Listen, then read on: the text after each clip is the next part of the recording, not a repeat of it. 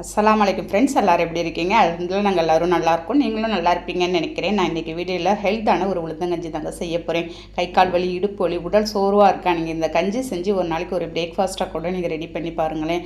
அவ்வளோ உடம்பு ஒரு ஆரோக்கியமாகவும் ஹெல்த்தாகவும் இருக்குங்க. இப்போ வாங்க அது எப்படி செய்யலான்னு பார்க்கலாம். இப்போ அதுக்கு ஒரு பேனில் ஃபஸ்ட்டு ஒரு கப் அளவுக்கு நான் வெள்ளை உளுந்து எடுத்துக்கிறேன். நான் வெள்ளை உளுந்து எடுத்துருக்கேங்க. உங்கள்கிட்ட கருப்பு உளுந்து இருந்தாலும் நீங்கள் எடுத்துக்கலாம். இதை லோ ஃப்ளேமில் வச்சு நல்ல வாசனை வர வரைக்கும் நம்ம இந்த உளுந்தை ஃபஸ்ட்டு வறுத்துக்கணும். உங்களுக்கு நல்ல வறுத்தா தான் நல்ல வாசனையாக வரும். அதே சமயம் நீங்கள் கருகவும் விட்டுறக்கூடாது. கைவிடாத ஒரு லோ ஃப்ளேமில் வச்சு மிக்ஸ் பண்ணிக்கிட்டே இருங்க.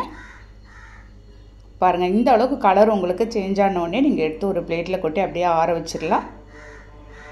இது அப்படியே ஆறிக்கிட்டே இருக்கட்டும். ஒரு கப்பு வெள்ளை உளுந்துக்கு ஒரு 1/4 கப்பு அளவுக்கு இருக்கும். நான் பச்சரிசி எடுத்துருக்கேங்க. இந்த பச்சரிசியும் அதே மாதிரி லோ ஃப்ளேமில் வச்சு கலர் மாறுற வரைக்கும் இதையும் நம்ம நல்லா வறுத்து எடுத்துடணும். ஒரு கை கால் வலி, இடுப்பு வலி, மூட்டு வலி எல்லாத்துக்கும் உங்களுக்கு இதை க்யூர் பண்ணுங்க. நம்ம அடிக்கடி உணவில் இந்த மாதிரி உளுந்தங்கஞ்செல்லாம் நீங்கள் சேர்த்துக்கோங்க. டெய்லி இட்லி தோசை சாப்பிடாத ஒரு நாளுக்கு ஒரு பிரேக்ஃபாஸ்ட்டுக்கு இந்த மாதிரி நீங்கள் ரெடி பண்ணி சாப்பிட்டு பாருங்கள். அரிசியும் வறுத்துட்டேன், அதையும் ஒரு பிளேட்டில் கொட்டி ஆற வச்சிடலாம். நல்லா ஆறட்டும். இந்த மாதிரி ஆறுனது எல்லாத்தையும் மிக்ஸ் பண்ணி ஒரு மிக்ஸி ஜாரில் நான் சேர்த்துக்க போகிறேங்க. இப்போ நல்ல ஒரு நைஸ் பவுடராக நீங்கள் அரைச்சி எடுத்துகிட்டு வந்துடுங்க. இதில் ஃப்ளேவருக்கோசரம் ஒரு 3 ஏலக்காய் நான் அதோடு சேர்த்துருக்கேன். பாருங்கள், இதை நல்லா அரைச்சி எடுத்துகிட்டு வந்துடலாம். நம்ம நைஸாக நல்லா அரைச்சாலும் லேசாக கொஞ்சம் கொரப்பு தன்மை இருந்தால் உங்களுக்கு பரவாயில்ல. அதனால் நமக்கு வேக வைக்கும்போது உங்களுக்கு சரியாக வெந்து வந்துடுங்க. ஒரு பிளேட்டில் கொட்டி நல்லா ஆற வச்சிடலாம். இப்போ ஒரு பேன் ஸ்டவ்வில் வச்சுருக்கேன். ஒரு 3 டம்ளர் அளவுக்கு இருக்குங்க. தண்ணியை ஃபஸ்ட்டு நம்ம கொதிக்க வச்சிடலாம். அந்த தண்ணி கொதிச்சுக்கிட்டே இருக்கட்டும் ஒரு பக்கம். இப்போ இதில் நம்ம அரைச்ச மாவுலேருந்து ஒரு 4 ஸ்பூன் அளவுக்கு எடுத்துக்கிறேங்க. நான் ஒரு 2 பேர் சாப்பிட்ற அளவுக்கு தான் நான் செஞ்சிட்ருக்கேன்.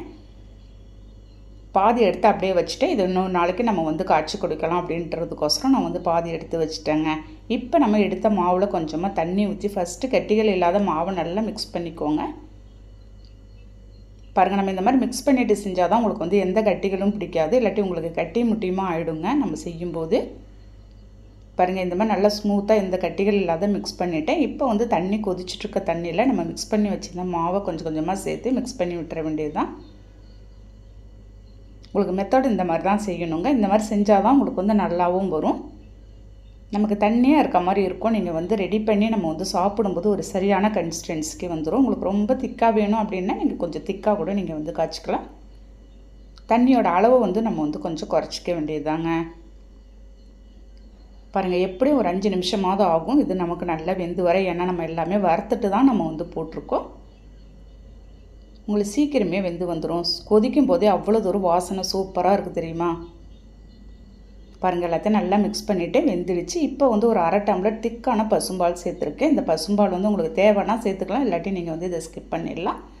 நாட்டு சர்க்கரை ஒரு 1/4 கப்பு அளவுக்கு நான் அதே மாதிரியே சேர்த்துருக்கேங்க. சேர்த்துட்டு இதெல்லாம் சேர்க்கும் போது நம்ம ஸ்டவ்வை கம்ப்ளீட்டாக நீங்கள் ஆஃப் பண்ணிவிடுங்க. பாருங்கள், எல்லாத்தையும் நல்லா மிக்ஸ் பண்ணி விட்டுட்டேன். அவ்வளோதாங்க. இந்த அளவு கன்சிஸ்டன்சி இருந்தால் தான் நம்ம குடிக்கிறதுக்கு நல்லாயிருக்கும். ரொம்ப திக்காக இருந்தாலும் ஒரு மாதிரியாக இருக்குங்க குடிக்கிறதுக்கு. இப்போ ஒரு கிண்ணத்தில் எடுத்து அப்படியே எல்லாத்தையும் நான் ஊற்றி சர்வ் பண்ண போகிறேன். இப்போ இந்த சமயத்தில் நீங்கள் ஃபைனலாக நெய்யில் முந்திரி திராட்சை வறுத்து கூட நீங்கள் சேர்க்கலாம். நான் சேர்க்கலை. தேங்காய் துருவுனதை மட்டும் மேலே கொஞ்சமாக போட்டு அப்படியே குடிக்க போகிறேங்க. அவ்வளோ அருமையாக இருந்துச்சு. சூப்பரான டேஸ்ட்டில் இருந்துச்சுங்க. ஒரு பிரேக்ஃபாஸ்ட்டுக்கு எங்கள் வீட்டில் இதோடு நாங்கள் ஃபுல்லாக நாங்கள் முடிச்சிட்டோம். அந்த ஸ்வீட்டு எல்லாமே கரெக்டாக இருந்துச்சு. கண்டிப்பாக நீங்கள் இந்த ஹெல்த்தான ரெசிபியை ட்ரை பண்ணி பாருங்கள். இந்த வீடியோ பிடிச்சிருக்கும்னு நினைக்கிறேன். அப்படியே ஒரு லைக் பண்ணுங்கள்.